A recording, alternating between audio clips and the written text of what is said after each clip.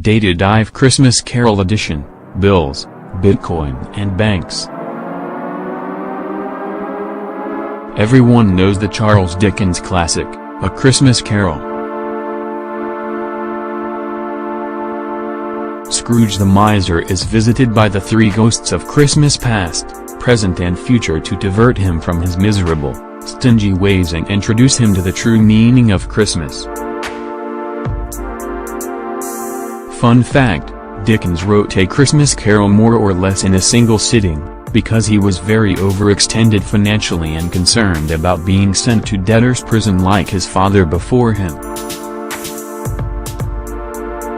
A Christmas Carol, however, was such a massive hit that it put him back in the black, for a while, in a single stroke. And while no supernatural apparitions were seen wandering in the payments and commerce ecosystem last week, there was something of a Christmas Carol vibe in the air, as we saw the ecosystem visited by its own ghosts of past, present and future in the form of a new bill in the Senate, a Bitcoin crash and banks preparing for apocalyptic hacks.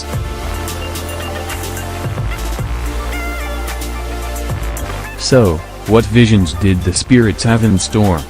The ghost of hacking's past. Hiding a hack can have serious consequences for consumers, banks and businesses, which is why it is illegal to do so in 48 states and the District of Columbia. But what has to be disclosed as well as when and to whom varies across jurisdictions, as do the level and aggressiveness of enforcement. But that could change if the Senate can pass the Data Security and Breach Notification Act, which would require companies to report data breaches within 30 days. If an individual knowingly conceals a data breach, he or she could face up to 5 years in prison. The law was introduced by Florida Senator Bill Nelson, and co-sponsored by Senator Richard Blumenthal of Connecticut and Wisconsin Senator Tammy Baldwin. We need a strong federal law in place to hold companies truly accountable for failing to safeguard data or inform consumers when that information has been stolen by hackers, Nelson noted in a statement with the bill's release. The move comes just weeks after the revelation that ride-sharing service Uber hid a breach that compromised the data from 57 million of its customers, and that they paid hackers to destroy the stolen information.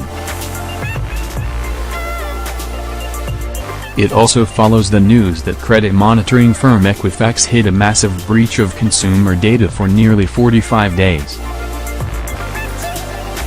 During that time period, the sale of the Social Security numbers, birth dates, credit accounts and other personal data of nearly 150 million American adults were going to the highest bidders on the dark web.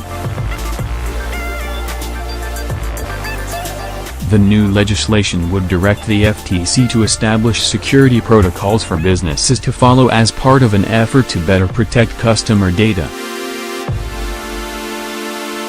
The bill will also include incentives, to be determined, for businesses to use technologies to encrypt their data and make it largely unusable in the event of an attack.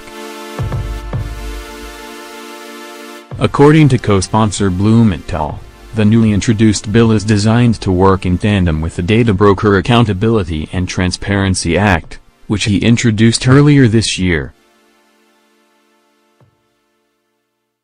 That bill would require data brokers to create privacy and security measures for notifying the public after a breach. As for whether the bill will pass, its future is uncertain at best.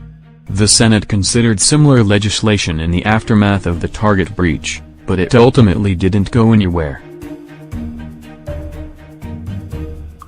Additionally, the fact that this bill is being introduced by 3 Democrats could be problematic in a Republican-controlled Senate. We'll see if preventing the hiding of hackings has bipartisan appeal. Either way, consumers are rather tired of being breached and are particularly concerned that they could be haunted by the ghosts of data breaches past, especially if they didn't know their data had been breached in the first place. Now, there may be more legislative attitude to put firmer rules in place to guarantee that executives who don't report breaches of the past in the immediate present will face jail time in their future. Bitcoin and the ghost of crashes present. What goes up must come down. Aside from the characters in the musical Wicked, nothing can defy gravity for all that long. And for the last few days, gravity has been catching up with Bitcoin. After hitting $10,000 a little over a week ago, Bitcoin rapidly shot up through $12,000 to $15,000 and eventually made it above $19,000 on some exchanges. Though it seemed it might actually hit and cross the $20,000 milestone, it wasn't to be. The cryptocurrency retreated to around $18,000 by end of day on Friday, December. 24 hours later, the price of Bitcoin dropped by 9% to roughly $13,000. Although Bitcoin was the most watched, it wasn't the only digital currency to fall. According to CoinMarketCap, all but one of the top 50 cryptocurrency assets by market capitalization fell over the weekend, for an average loss of around 8% in a day. As of the writing of this article, December 10, Bitcoin's price had shown some gain, and is currently north of $15,000. But what's next for pricing is up in the air, as Bitcoin futures have officially gone live care of the Chicago-based exchange group, CBOE Global Markets. And CBOE is just the first. CME Group will launch its market later in December, and Nasdaq is preparing for a launch in the second half of 2018. The potential effect of the introduction of future markets and the ability to short, bet against the price of Bitcoin is a jump ball. Boosters believe it will add legitimacy to the market and smooth out volatility. Others think it will just add to the volatility and very possibly bring about the crash that will make this weekend's Bitcoin drop look fairly tame by comparison. Meanwhile, the big banks, such as JP Morgan and Bank of America, have said they'll sit on the sidelines and not settle trades from these future exchanges, preparing for the apocalyptic ghosts of hacking future. Given the nearly endless proliferation of data breaches and attacks over the last several years, U.S. banks believe they know what the ghost of cybercrime future looks like, and that it just might resemble a successful apocalyptic hacking attack that completely shuts down their computer systems. And so, they are preparing, together, to head off a run on the bank by panicked citizens. The project, called Sheltered Harbor, includes banks and credit unions that hold between them about 400 million U.S. accounts.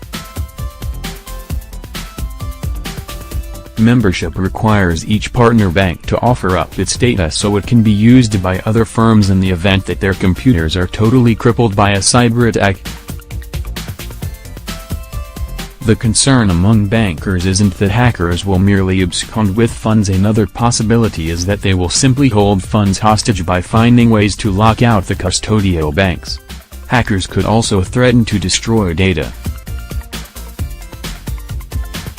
So far, most people think about cybercrime in terms of having a credit card stolen, said Stuart Madnick, a professor of information technologies at the MIT Sloan School of Management. What you're talking about now is a nuclear attack, if you can't get to the ATM and get it to work. Consumers suddenly unable to use funds are not happy or calm consumers, and while the Fed and FDIC are prepared to reassure consumers in the event of a bank failure, The system was designed to work with banks that fail over solvency or liquidity issues, not for banks that are failing because they've been temporarily locked out of their data by cybercriminals. This level of vulnerability to cyber attack didn't exist in 2008, said Paul Bracken, a professor at the Yale School of Management, who has been developing war game scenarios with banks since the 1990s. The question is how you handle and new ports to enter the system. So, what did we learn from the Payments and Commerce Christmas Carol last week? The true meaning of Christmas? Well, no. But we did learn that the ghosts of past security failures don't just disappear, and it may soon be illegal to try to make them do so. We learned that bubbles aren't just for 18th century Dutch tulip enthusiasts, and that crypto is likely facing a rather volatile Christmas. And we learned that banks are heeding the warnings from the ghosts of cybercrime's future, and working now to change the future while they still have time. In the words of Tiny Tim, God bless us, everyone. Have a good week.